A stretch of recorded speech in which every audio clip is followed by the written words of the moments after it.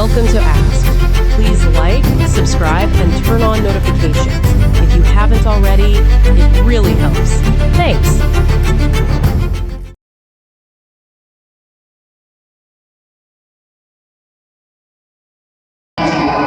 Without question, Putin poses a threat to Europe. He is an imperialist who wants to restore the Soviet Union. I've been there many, many times and have seen the destruction of what that system did to the people who were there. And he wants to restore that. Yes, beyond Ukraine, I believe Putin does create a threat to Western Europe, Eastern Europe. They've been through it many times. Poland, Lithuania, Estonia, Finland. They have very good reason to be concerned about what's happening in Ukraine. Chances are very good that Putin would not stop after Ukraine. It needs to stop now. Putin is not a threat to Europe because of the fact that they can't take the whole thing themselves. Ukraine is obviously an underdog in this situation, and I feel like he's not a threat to Europe at all. He doesn't have the power people think he does. He has old weapons, but a lot of them, and a lot of nukes. That's what we have to worry about. So, is he a threat to the world? Yes, but stop thinking about Europe.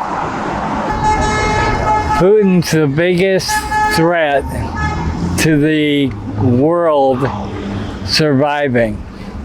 And as far as Europe goes, Europe needs to wake up and deal with him because he is nothing but a problem. And the only solution, as far as he's concerned, is taking control.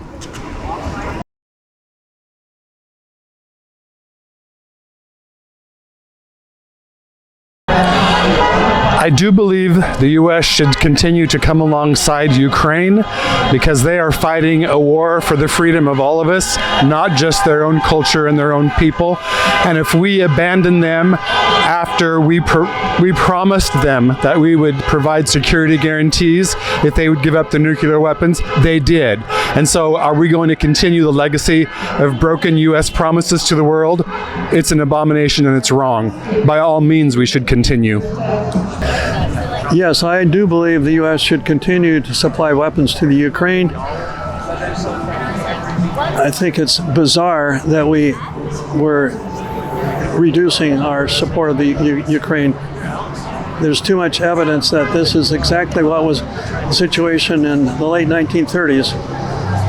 And we need to act. We need to stop him. No, we shouldn't, and we never should have. That would be like Georgia and Kentucky getting in a fist fight. They were part of the USSR. It's a problem that's not going to go away today or tomorrow.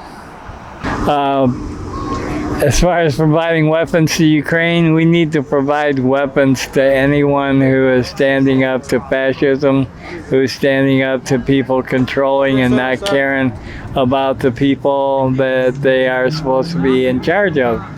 I mean, the idea in being in charge is to create things that are beneficial for your people.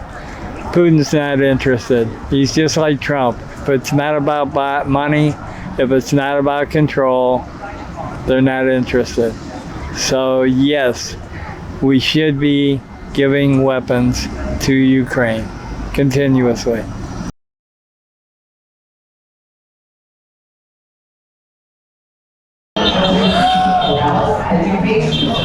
I believe Trump could probably help in the war if he wasn't compromised as it appears that he is. I don't believe that Donald Trump has the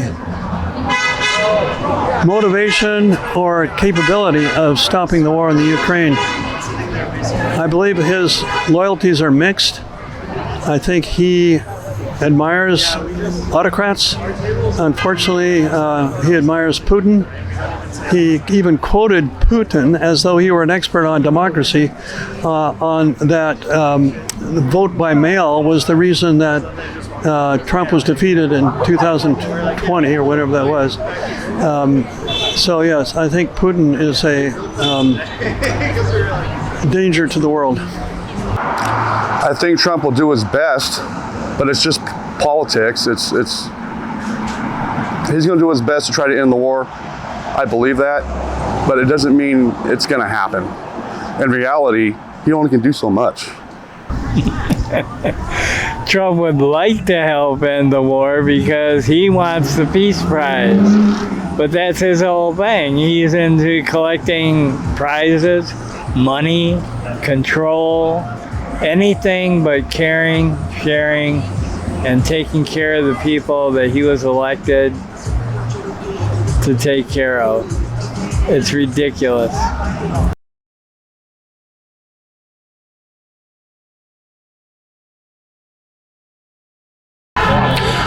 It will not be a just peace for Ukraine if the Ukrainians are not included in the discussion and in the solution.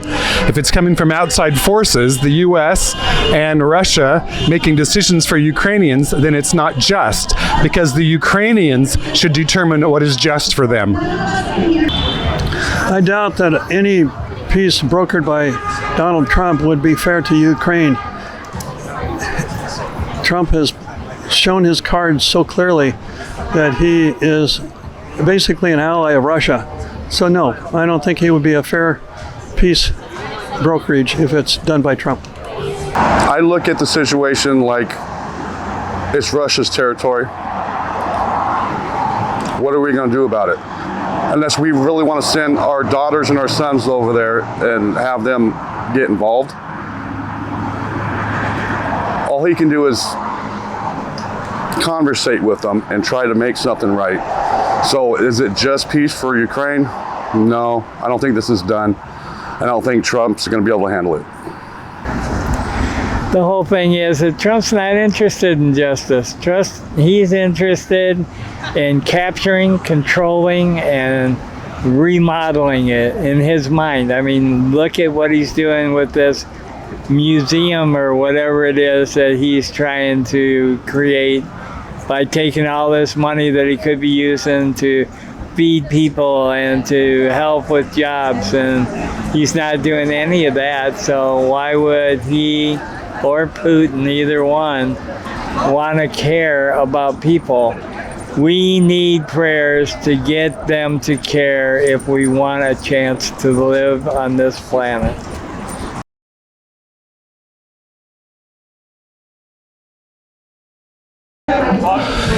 Why should they not be allowed to join NATO if they meet the standards of all the other nations who have met those standards? Right now, they would have a lot of work to do. But if they meet the standards, why should they be denied that? There's no reason for them to deny it, other than Putin's influence over our administration. That's a difficult question. Should Ukraine be allowed to join NATO? Bordering Russia and having been part of Russia at one time, even if Putin was not in office, this might be poking the bear in the eye. I don't know how to answer that question. No.